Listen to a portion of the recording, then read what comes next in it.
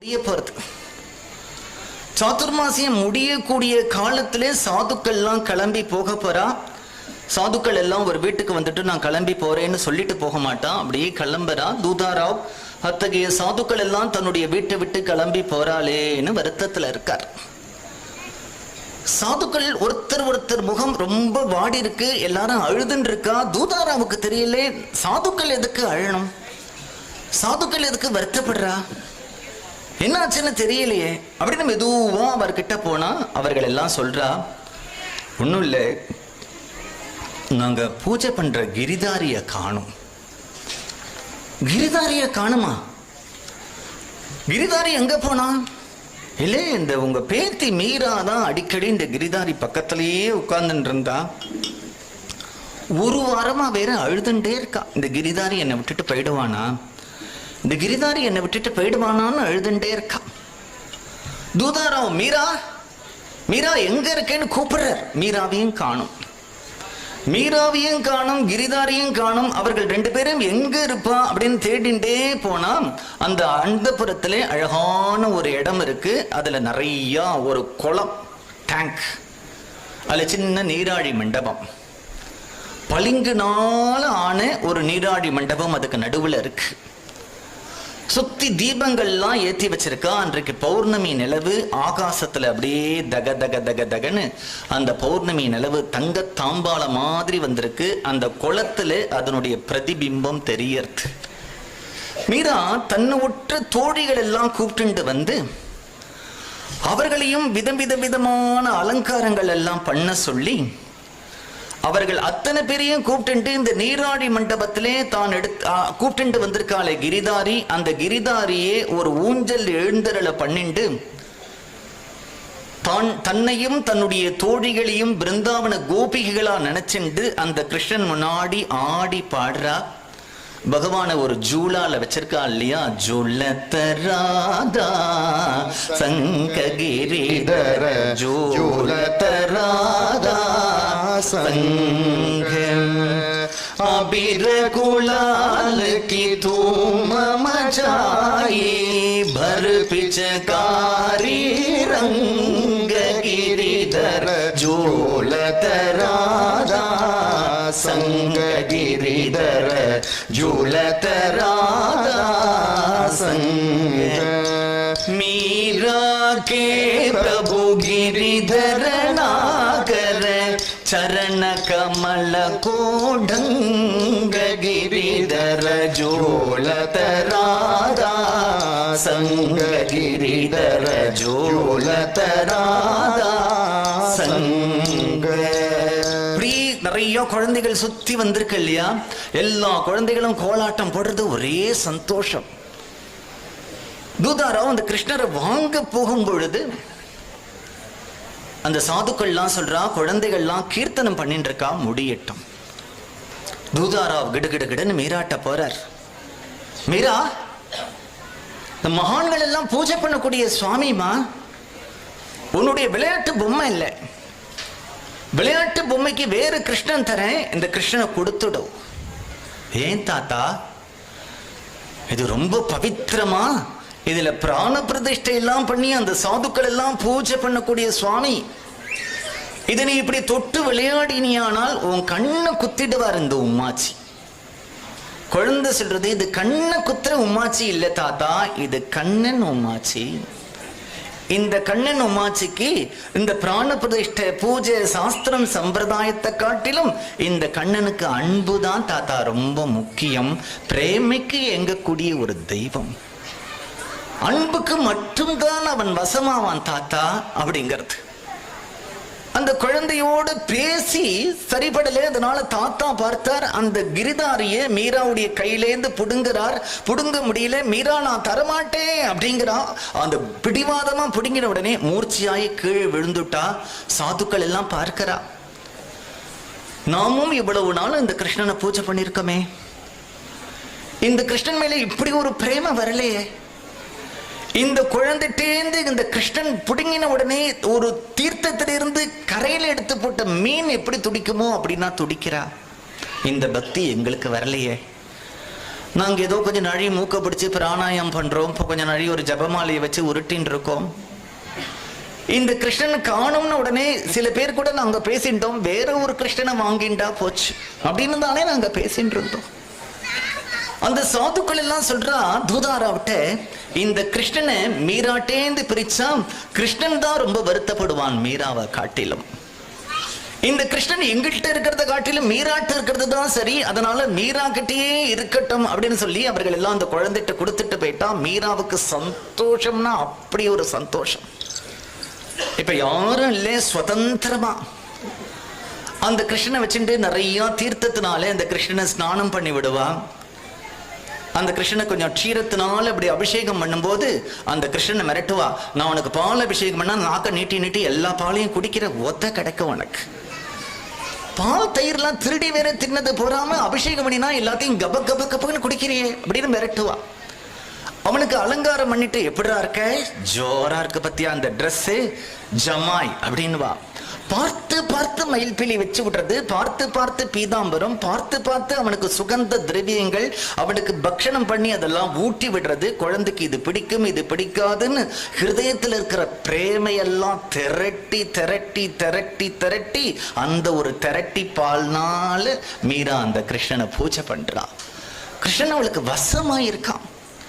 திடம்னு கிருஷ்ணன் முன்னாடி வருவான், காலில் சலங்கையை கட்டிப்பா, 2 சப்பலா கட்டையை கையில எடுத்திருப்பான்.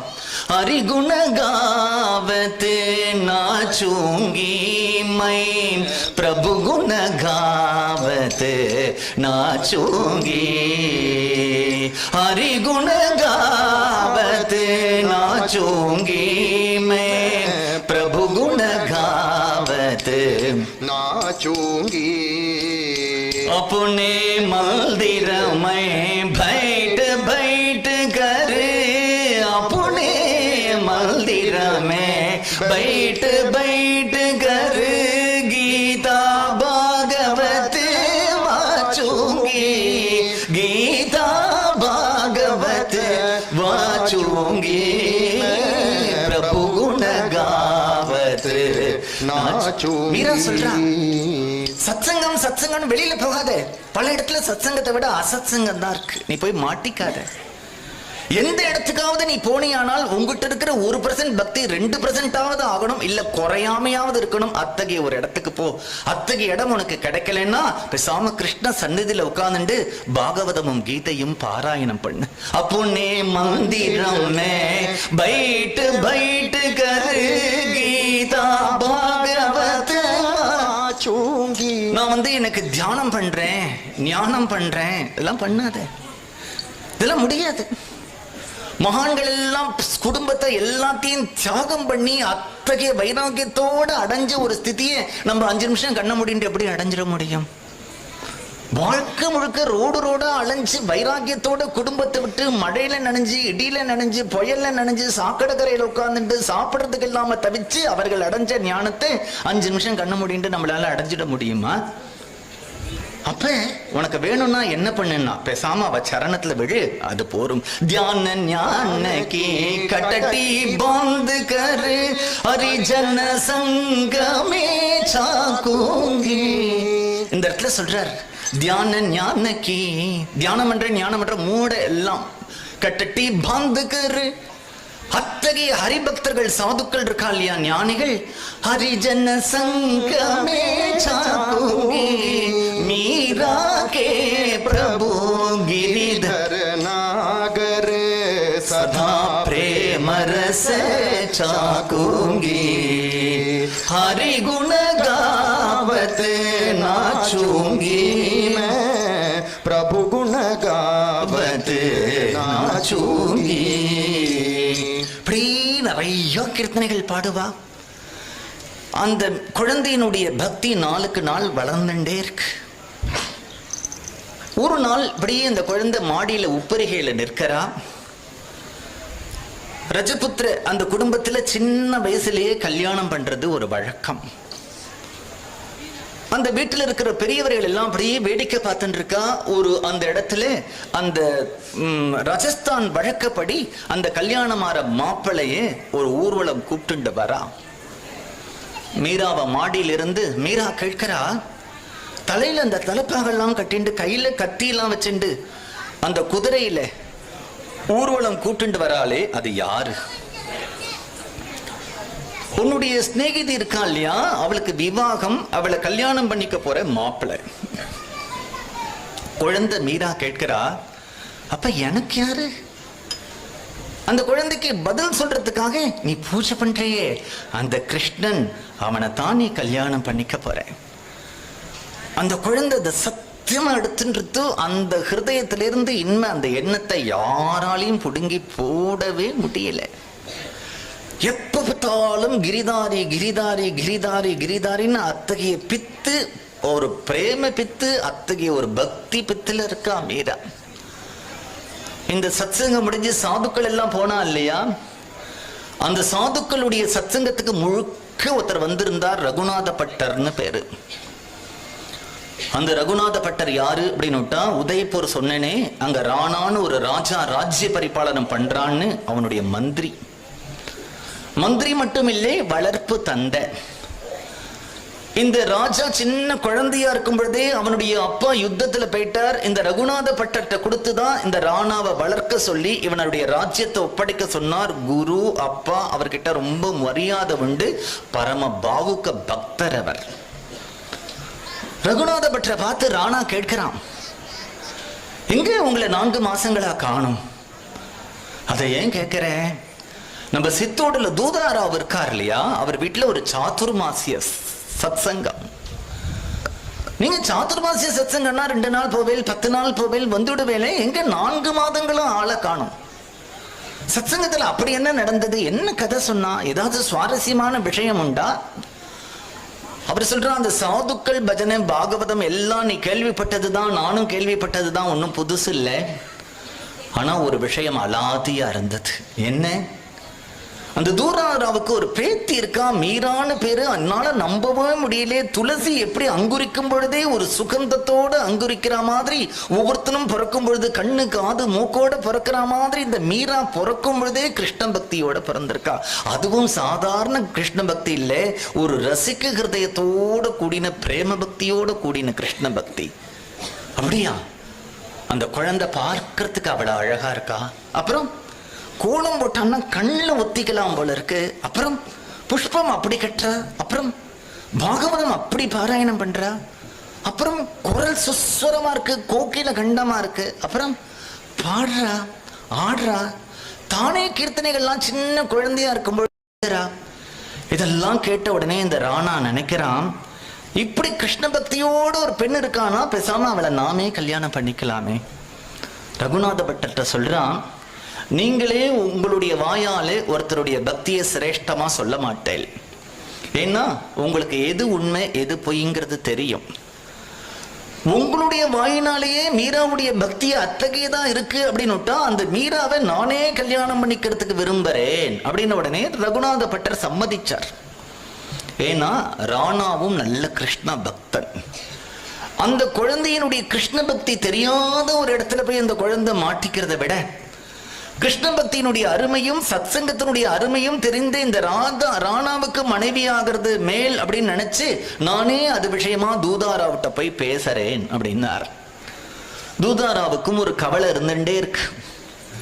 அப்பா அம்மா இல்லாத குழந்தை, எனக்கோ வயசா எடுத்து, மீராவோ லோக விலட்சணமான ஒரு கிருஷ்ண பக்தியோட இருக்கா. குழந்தைய கல்யாணம் பண்ணி கொடுக்கணும்னு ஏதாவது கடமைன்னு ஒருத்தன்ட்ட தள்ளி விட்டுட முடியாது. ஆசையா பார்த்து பார்த்து வளர்த்த ஒரு குழந்தையே கல்யாணம் பண்ணி கொடுத்தா, அந்த கல்யாணம் பண்ணி கொடுக்கக்கூடிய பையன் குழந்தைய அருமையா வச்சுட்டாதானே அப்பா அம்மாவுக்கு சந்தோஷமா இருக்கும். லோகத்துல இருக்கிற குழந்தை, ஆனா இந்த குழந்தையும் இன்னும் வித்தியாசமா இருக்கு. இந்த குழந்தையினுடைய பக்தியும் ஹிருதயமும் இதெல்லாம் தெரிஞ்சு பழகக்கூடிய ஒருத்தன் கிடைக்கணுமே, அது ரொம்ப கஷ்டமாச்சேன்னு அவர் கவலைப்பட்டு இருக்கும் பொழுது ரகுநாத பட்டர் வந்து சொல்றது அவருக்கு ரொம்ப சந்தோஷமா இருக்கு. நானே தகுந்த நேரத்துல மீராட்ட போய் பேசுறேன் அப்படி.